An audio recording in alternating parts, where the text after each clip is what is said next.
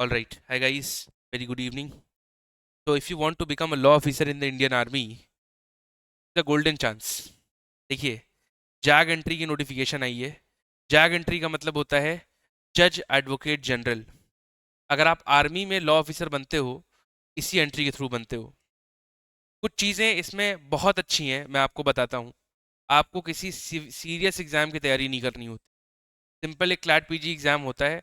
अगर आप उस एग्जाम को दे देते हो, ऐसा नहीं कि बहुत टॉप की रैंक लानी है, सिर्फ दे देना है. दे भर देने से आप एलिजिबल हो जाते हो इंटरव्यू के लिए. उसके बाद आपका इंटरव्यू होता है. Interview is going to be tough, very tough. SSB का इंटरव्यू इज वर्ल्ड फेमस. उसको आप देखना किस तरीके से करना है. अगर आप इंटरव्यू क्लियर करोगे तो सीधा लेफ्टिनेंट की रैंक मिलती है. मैं आपको कुछ चीज़ें जो इसकी डिटेल्स है वो दिखा देता हूँ. देखिए, एज लिमिट क्या होगी? 21 से 27 ईयर्स एज ऑन 1 जुलाई 2026. 1 जुलाई 2026 को 21 से 27 साल के बीच में होने चाहिए. ठीक है. अनमैरिड मेल और अनमैरिड फीमेल के लिए खुला है, यानी अगर आप शादीशुदा और मैरिड हो तो आप इसके लिए एलिजिबल ही नहीं हो. मेल फीमेल अनमैरिड होने चाहिए, लॉ ग्रेजुएट होने चाहिए.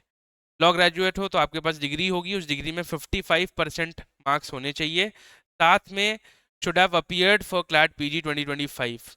तो क्लैट पीजी में आपका अपीयरेंस होना चाहिए, क्लैट पीजी 2025 वाला.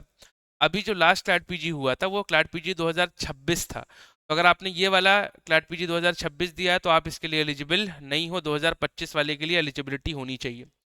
अगर आपको क्लैट पीजी एग्जाम के बारे में कुछ भी जानना है, यू कैन कॉन्टैक्ट मी. मैं आपको, देखिए नीचे आपको वेबसाइट मिल जाएगी, उस पर नंबर्स मिल जाएंगे, वहाँ से आप डायरेक्टली मुझे कॉन्टैक्ट कर सकते हो. मैं आपको सब कुछ बता दूंगा इस एग्ज़ाम के बारे में. इसके अलावा वी हैव 8 वैकेंसीज. 4 मेल की हैं, 4 फीमेल की हैं.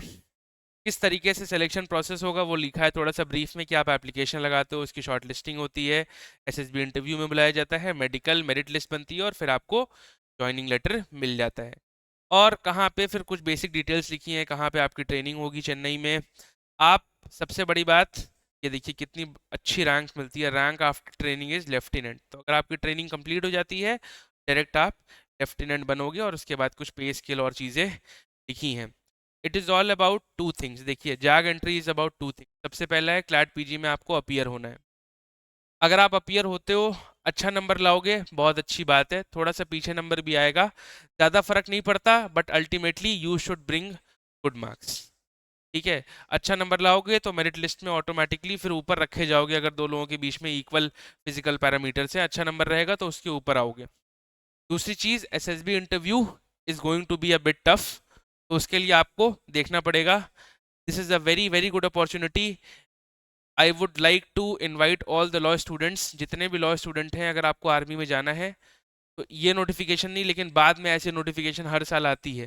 तो अगर आप लास्ट ईयर में होगे, लास्ट ईयर वाले हिसाब से आप एलिजिबल नहीं होगे, लेकिन एक बार आपकी लॉ कंप्लीट हो जाएगी तो क्लैट पीजी का एग्जाम दे देना.